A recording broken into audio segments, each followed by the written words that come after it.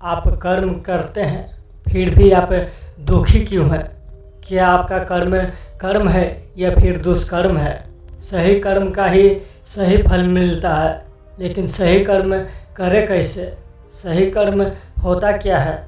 दोस्तों, आज मैं आपको एक कहानी सुनाने जा रहा हूँ। इस कहानी के माध्यम से आज आप यह समझ जाएंगे कि कर्म क्या होता है, क्योंकि हर एक इंसान का कर्म ही उसके सुख और दुख का भागी होता है।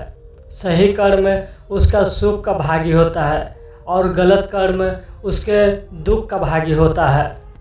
एक बार की बात है, महात्मा गौतम बुद्ध जी के एक शिष्य ने यह प्रश्न किया कि हे भगवान, कर्म क्या है? महात्मा गौतम बुद्ध जी मुस्कुराए और उन्होंने जवाब दिया, वत्स, मैं तुमको एक कहानी सुनाने जा रहा हूँ। इस कहानी के माध्यम से तुम सभी शिष्य यह समझ जाओगे कि कर्म क्या है। एक राजा था, वो अपने मंत्री के साथ देश का भ्रमण करने निकला। भ्रमण करते करते राजा और मंत्री एक बाज़ार में पहुंच गया। उस बाज़ार में राजा का ध्यान एक दुकानदार के ऊपर गया। उस दुकानदार को देखते ही राजा के मन में न जाने क्यों यह विचार आया कि मैं इस दुकानदार को कल फांसी की सज़ा दे दूं। यह बात राजा ने अपने मंत्री को बताया। मंत्री कुछ बोले उससे पहले राजा उस दुकानदार के दुकान के सामने से आगे निकल चुके थे और दूसरी बातें करने लगे। मंत्री बहुत ही चिंतित हो गया। यह बात समझ नहीं पा रहा था कि दुकानदार की गलती क्या है। दुकानदार से बिना कुछ बात किए, बिना कुछ सोचे समझे, महाराज ऐसा फैसला लेने के बारे में क्यों सोच रहे हैं? राजा और मंत्री भ्रमण करने के बाद राज दरबार वापस चले गए। मंत्री को रात भर नींद नहीं आई। सुबह जागने के बाद मंत्री एक साधारण प्रजा का रूप बनाकर उस दुकानदार के पास गया और उस दुकानदार से पूछा, तुम क्या बेचते हो? दुकानदार ने जवाब दिया, मैं चंदन की लकड़ी बेचता हूँ। फिर मंत्री आसपास के लोगों से दुकानदार के बारे में पूछना शुरू किया। सब ने जवाब दिया कि दुकानदार किसी से बोलता नहीं है, हमेशा दुखी रहता है। मंत्री को बात समझ में आ गई। मंत्री फिर वापस दुकानदार के पास गया और उस दुकानदार से पूछा, तुम दुखी क्यों रहते हो? दुकानदार ने बताया, मैं दुखी इसलिए रहता हूँ क्योंकि मेरे दुकान पर लोग आते हैं, चंदन की लकड़ियाँ सूंघते हैं और बोलते हैं बहुत ही सुंदर है, बहुत ही अच्छी महक है, लेकिन कोई ख़रीदा नहीं है, इसलिए मैं बहुत दुखी रहता हूँ। मंत्री दुकानदार की बात सुनकर खुद भी भाव विभोर हो गया। कोई भी दुकानदार दुखी क्यों न हो अगर उसके दुकान का कोई भी सामान खरीदा न जाए, जबकि सामान में कोई कमी न हो। मंत्री सोचने लगा कि यह दुकानदार अपने दुखों के वजह से इतना दुखी रहता है, परंतु राजा इस दुकानदार को फांसी पर क्यों लटकाना चाहते हैं? अर्थात राजा के मन में आए हुए विचार का उत्तर अभी तक मंत्री को नहीं मिला था। मंत्री ने फिर दुकानदार से पूछा, भाई, तब तुम क्या करोगे अगर तुम्हारे दुकान की सारी चंदन की लकड़ियाँ ऐसे ही रखी की रखी रह जाएगी तो? दुकानदार ने गुस्सा भाव में बोला, हाँ, मैं जानता हूँ मेरी चंदन की लकड़ियाँ ऐसे ही रखी रह जाएगी, कोई नहीं खरीदेगा। इसलिए मैं सोचता हूँ कि हमारे देश का राजा जल्दी से मर जाए। अगर वह जल्दी से मर जाता तो मैं उस राज दरबार में उस राजा के दाह संस्कार के लिए अपनी चंदन की लकड़ी देता, जिससे मुझे कुछ पैसे मिल जाते और इस बाज़ार के अलावा बाकी के लोगों को भी मेरे चंदन की लकड़ी के बारे में पता चलता, तो फिर शायद कुछ न कुछ लोग मेरी दुकान से ज़रूर खरीदने आते हैं चंदन की लकड़ी। मंत्री दुकानदार की बात को सुनकर सब कुछ समझ गया और उसके मन में एक विचार आया। मंत्री ने दुकानदार से चंदन की कुछ लकड़ियाँ खरीदे। इस खरीदारी से दुकानदार को कुछ पैसे भी मिले और वह थोड़ा खुशी भी हो गया। मंत्री चंदन की लकड़ियाँ को लेकर वापस राज दरबार चला गया। राज दरबार पहुंचकर मंत्री ने उस चंदन की लकड़ियाँ को राजा के समक्ष रख दिया और बोला कि हे राजन, चंदन की लकड़ियाँ उसी दुकानदार ने आपको भेंट किया है जिस दुकानदार को आप फांसी देने के लिए सोच रहे थे। राजा उन चंदन को सूंघे तथा सूंघने के बाद बड़े ही प्रसन्न हुए।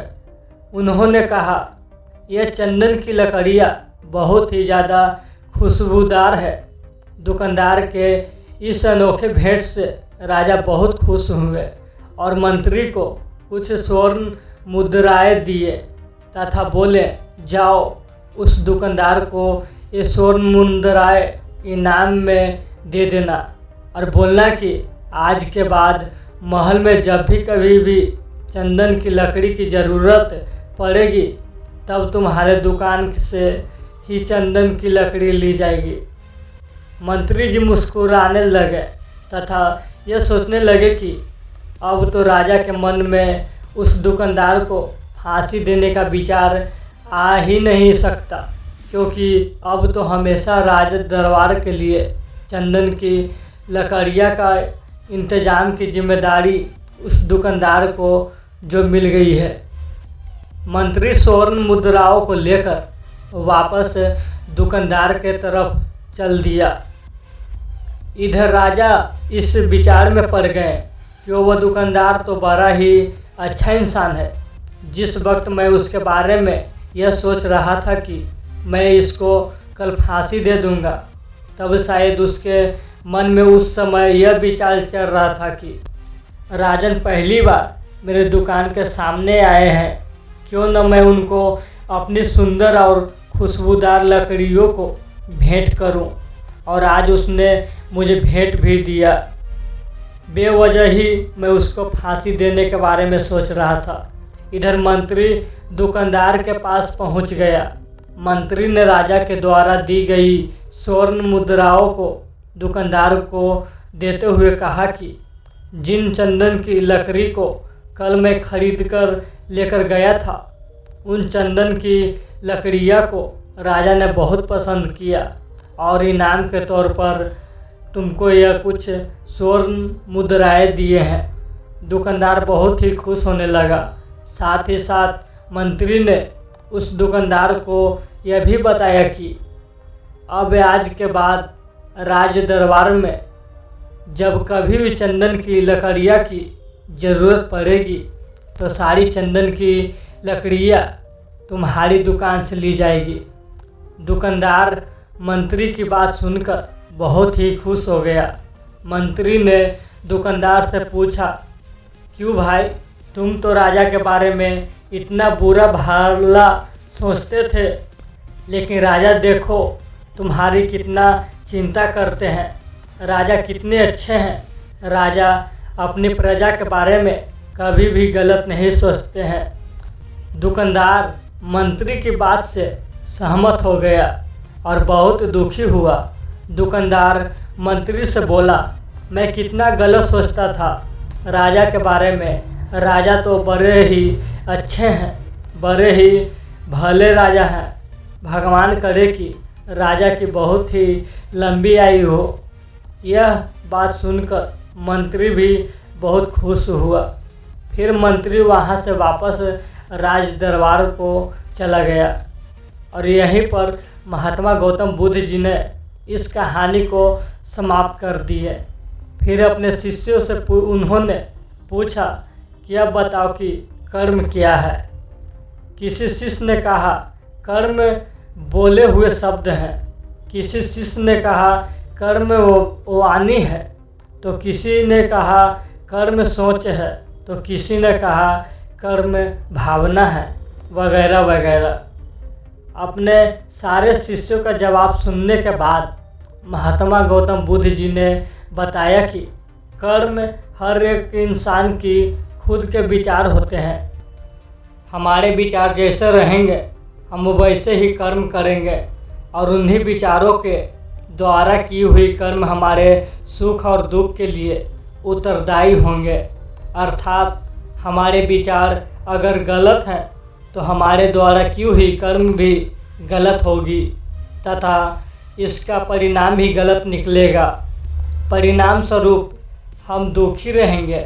अगर हमारे विचार सही रहेंगे तो हम सही कर्म करेंगे तो फिर सही फल मिलेगा, जिससे हम सुखी रहेंगे। इस कहानी से हमने यह सीखा कि अगर हमारे विचार सही रहेंगे, निष्पाप रहेंगे, तो उन्हीं निष्पाप और सही सोच की वजह से ली गई हर फैसला सही होगा। जब सही फैसला लेंगे तब वह हमारे द्वारा की हुई सही कर्म होगी। जब सही कर्म होगी तो सही परिणाम मिलेगा, जिसके वजह से हम सुखी रहेंगे, हम खुश रहेंगे। तथा इसी जगह पर अगर हमारे विचार गलत रहेंगे तो हमारे द्वारा ली गई फैसला भी गलत होगी और किया गया कर्म भी गलत होगा, जिसे दुष्कर्म कहा जाता है। और उन्हीं दुष्कर्म के वजह से परिणाम भी गलत मिलेगा। जब दुष्परिणाम मिलेगा तब हम दुखी रहेंगे, परेशान रहेंगे। तो दोस्तों, अगर ये कहानी से आपको थोड़ा सा भी ज्ञान मिला हो तो मेरा वीडियो को लाइक कर दें। अगर नए आए हैं तो इस चैनल को ज़रूर सब्सक्राइब करें, ताकि ऐसे ही ज्ञान भरी कहानी से आपको ज्ञान मिल सके और भविष्य में इसी ज्ञान से आगे बढ़ सके। Thanks for watching video.